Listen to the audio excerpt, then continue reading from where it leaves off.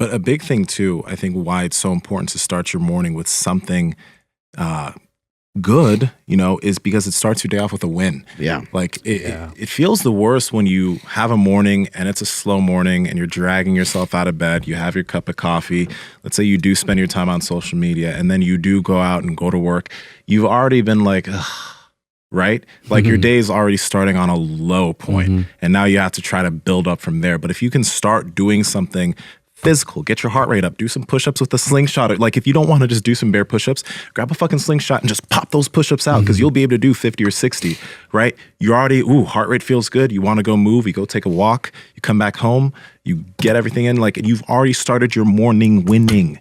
That gives you so much good momentum for the rest of your day. Yeah, and I don't know the science behind any of it, but I've heard enough smart people mention about your cortisol levels being higher in the morning. So that's why I like to work out in the morning. At least that's one of the reasons why. But yeah, if you can combat that extra cortisol with, that's a hard word for me to say right now, with some exercise, it won't go straight to them hips.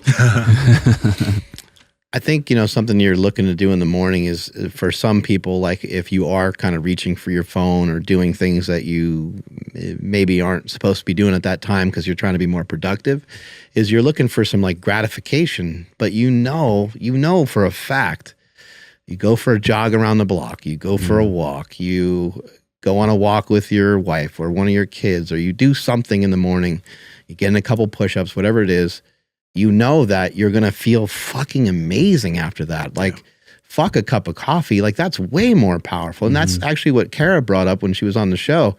She's like, do 100 push-ups before your day even gets rolling.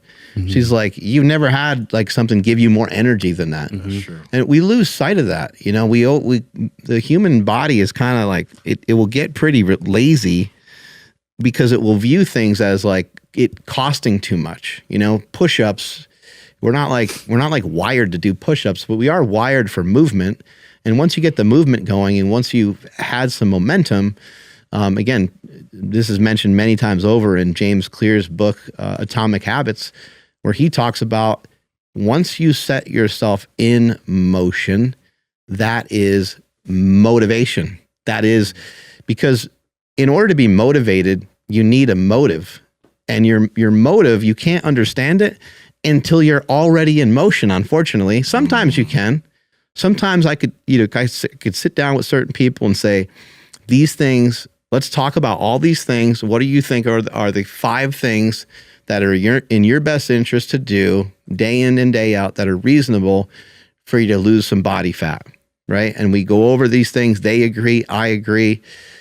Well, they have a motive. They understand. You understand. The principle of awareness is a key element of coaching, making people aware of what it is they're doing, why they're doing it, and also maybe even how they're going to do it. But once you kind of work yourself through that process, there still is the thing of, because if it just ended there, we wouldn't have anybody being overweight. Everybody would be at their goal already.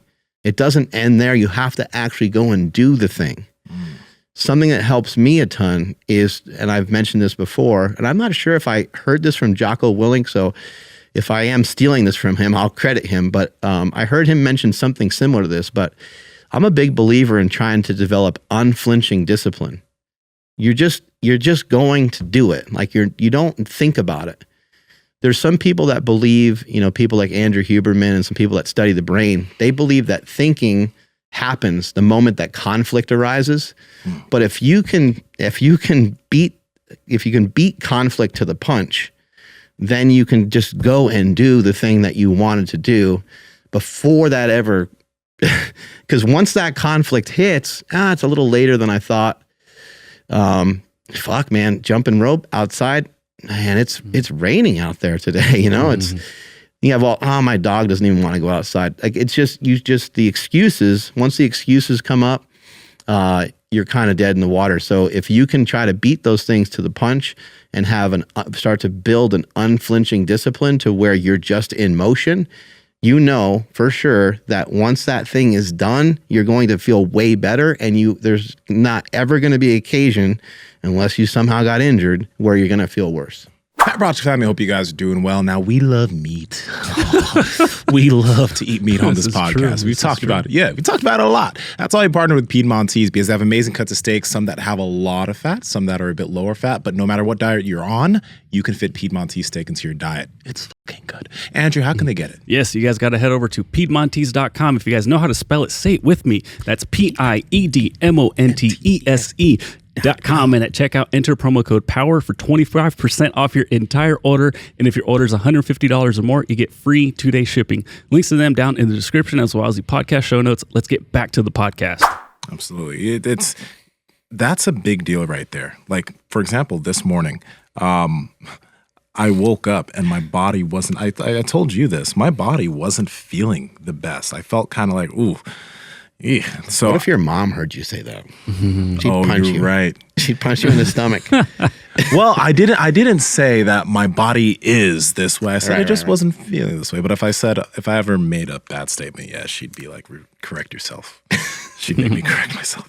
But yeah, and I woke up and my body was obviously kind of beat up. Yesterday, I was in the sauna for like an hour 15 so because I didn't go to jiu-jitsu yesterday. So I did the sauna for a long time. And what I noticed is when I do the sauna for a long time, I have those residual effects for like a day or so. So when I woke up, I was like, fuck. And when I jump rope and I'm like, ooh, I'm really feeling this right now. So I only ended up jump roping for I think 5 or 6 or 7 minutes, I think. And then when I went into the cold plunge, which I usually do for 5 minutes, I went in and immediately, when you go into a cold plunge, you're supposed to slow your breathing down because that actually makes it so that it feels fine. But once I went in, everything was pins and needles. And I was like, whoa, dude, calm down. You don't usually do that. And I slowed my breathing down, but still it was like pins and needles. So I only stayed in there for about 2.5 minutes and I got out. But the thing is, it was still a win because I did the necessary things that got me. I still felt great after I did that. It may have not felt like it usually does, but I still got something in. I saw the sunlight, all right? I everything was going the way it was supposed to. So there's going to be mornings when you're going to find yourself not wanting to do the thing you typically do. Whether you're a person who chooses to want to meditate in the morning and you usually meditate for 10 or 20 minutes, maybe just go sit there and try to do it for 4 or 5 minutes, right? If you usually go out and take a walk and it's usually a 15, 20-minute walk, go out and take a 10-minute walk, 5 or 10 minutes. Get yourself outside, get yourself moving. You want to do 100 push-ups and you don't feel it?